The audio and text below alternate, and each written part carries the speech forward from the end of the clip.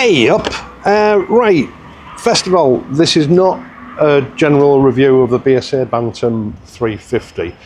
This video is just devoted to explaining the bike's performance as a possible touring machine, its performance on the motorway and fast roads, and of course hill climbing.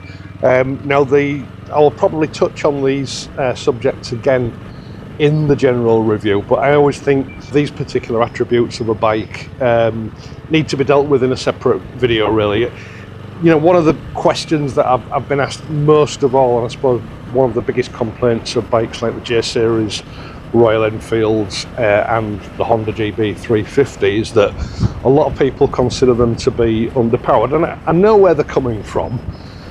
For me personally, it's not an issue, but one of the sort of selling points of this bike is that it's just over 29 brake horsepower, maximum power output, 29 Newton meters, I believe. So, you know, a lot of people see it as a better contender for the way they want to use it, which I fully understand. You know, I get that. Now, Pillion use, unfortunately, I've not had a reply back from BSA of them sort of wavering the exclusion on Pillion use. As you know, Paula's not well. She is going in for surgery this week.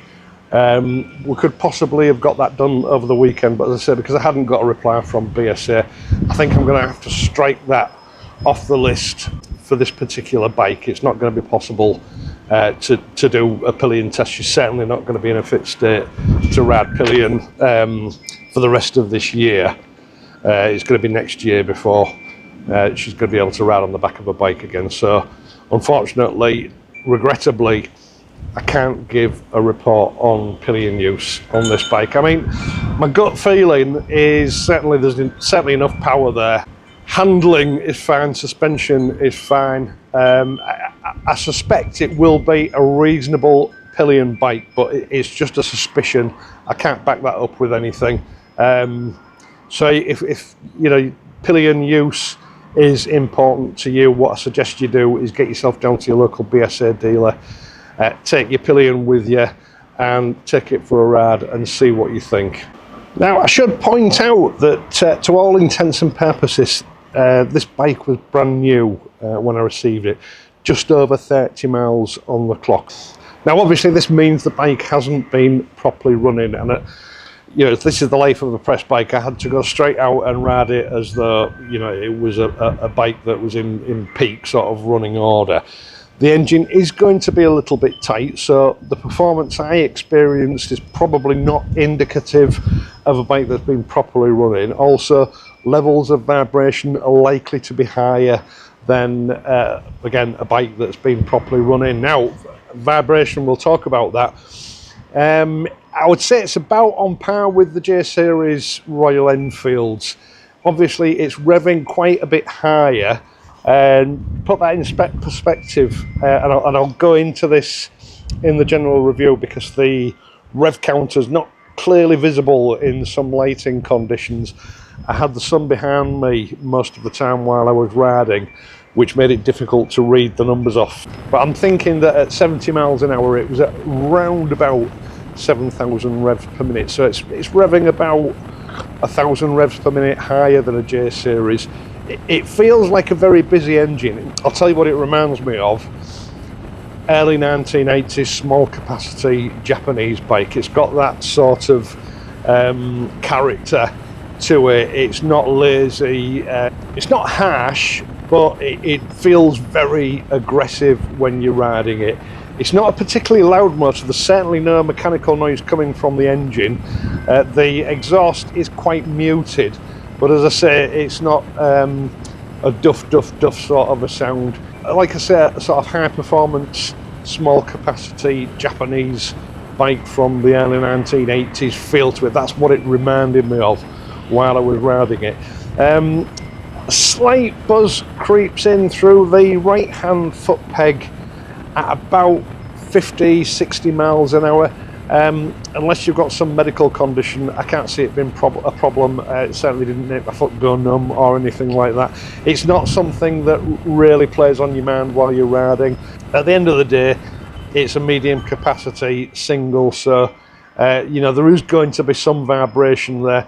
The way I felt about it was it wasn't in any way unpleasant. It was just letting you know that you were sitting on a motorbike and you were riding at speed. In common with some of the other bikes in this class, the faster you go, the less vibration you feel. So certainly at 70 miles an hour, you could sit and ride this bike all day. I mean, I covered just under 100 miles in one go without getting off the bike. I could have sat there for longer. The only reason I stopped is I had to swap some batteries around in my camera because the battery was on its way out. But I didn't get off the bike. I sat on the bike while I did it because I had the battery in my pocket. So yeah, you could ride this bike easily 2 hours before you start feeling any discomfort. The seat's quite firm. That's a good thing for travelling long distances. You don't want a soft seat. Absolutely nothing derogatory to report about you know, it's long-term comfort when you're travelling distances. Now, this bike will zip up to 70 miles an hour in no time at all. And when I was riding the initial part of the motorway test, I had a wind coming in from sort of 10, 11 o'clock. So not quite a full-on headwind, but as near as damn it was a headwind, fairly strong. In fact, if I'm honest, the biggest problem I had on the day of testing this was traffic getting in my way and slowing me down. This bike is very much at home on the faster roads, you know, even at 70 miles an hour. Underpowered is not a word I would use to describe the Bantam 350. It will zip up to 60 or 70 miles an hour in the blink of an eye. Now, your first 3 gears are quite short. In fact, the first 2 gears are very short. Just to put that into perspective, normal riding at 25 miles an hour, you find yourself clicking into 5th gear. But 6th gear and 5th gear are very flexible gears. In fact, one word that did sort of come into my head, I covered 100 miles in one go on Saturday in this bike in various different sort of types of weather. The weather is changing now. It is a very flexible motorcycle.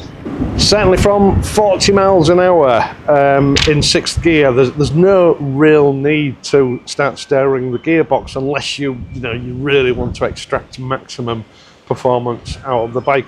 It'll accelerate pretty quickly from 40 miles an hour in 6th gear. It is a bike, to my mind, that is probably more suited for the open road than it is for city work. I mean, it'll do city work, but where this bike really shines is out on the faster roads, without a doubt. You can definitely pick up some speeding tickets with this bike on your national speed limit roads or on the motorway if you're not careful. I've not tested it out to its full extent, but I would estimate that the top speed is somewhere between 80 and 90 miles an hour. Certainly at 70 miles an hour, if you blip the throttle, you can feel it's got plenty left to go well beyond 70 miles an hour. No problem at all. It's a very stable bike. I found, you do feel the wind sort of tugging you about a little bit, but it doesn't seem to upset the bike at all. It certainly doesn't seem to be adversely affected by headwinds or inclines up to 70 miles an hour. I dare say, strong headwinds are going to clip its top speed a little bit, but it certainly doesn't affect it up to 70 miles an hour. So it doesn't matter what the weather's doing, which way the wind's blowing, you'll be able to sit all day at 70 miles an hour on this bike, probably with a little bit in reserve, unless you run into a particularly strong headwind.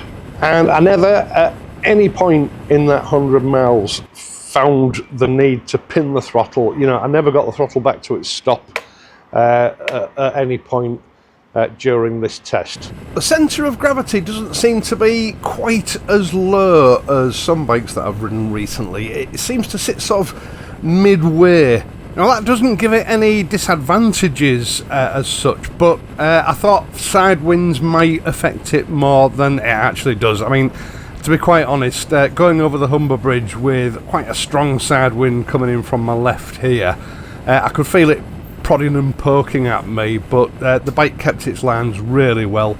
I didn't feel I was having to lean into the wind like you do on some bikes. It handled side winds really well. I found the seating position on the motorway very sort of commanding. The thing about the Bantam is it doesn't feel like a big bike when you're riding it. It feels sort of small and manageable, very neutral, sit up and beg. Certainly, you know, I know if something's wrong with the bike, I don't necessarily notice it at the time, but I know that something's wrong with a new bike when the following day I've got some aches and pains coming in on my shoulders or my neck or my lower back or whatever. I mean, I can report the day after doing that 100-mile run, I felt absolutely fine. So BSA, for my body type, have certainly got the geometrics of the riding position absolutely spot on. So on the faster roads, this will keep up with the rest of the traffic, no problem whatsoever. There was one instance where I was sort of stuck at 40 miles an hour, and I think it was a 50 or 60 limit with a car that was dawdling a little bit in front of me. Sixth gear, just wound the throttle back, the bike was off. So you can overtake with absolute confidence, provided of course you're sensible about how you go about it and you pick your moments. And there was no need to change gear, it did that in top gear, which is something you couldn't achieve with the other 350s in this class.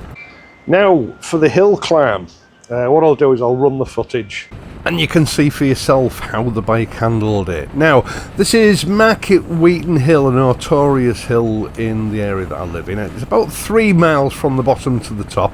It's not a particularly steep gradient, nor is it a constant gradient. You know, it's steeper in some parts than others, which makes it a particular challenge for the 350 singles. Now, ordinarily, it's coming up just after this roundabout.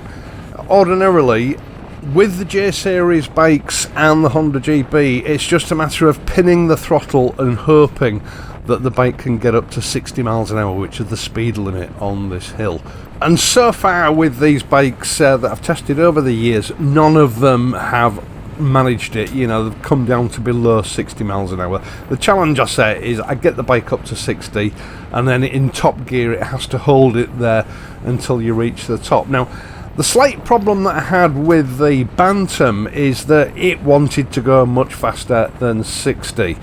And unfortunately, this particular hill has a number of speed cameras set up on it, so I had to make sure that I didn't exceed the limit.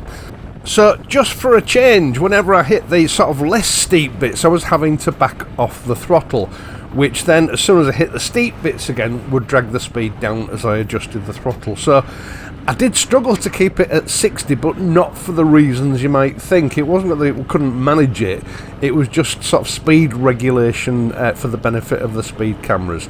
So I'll let the footage run and you can see how she did.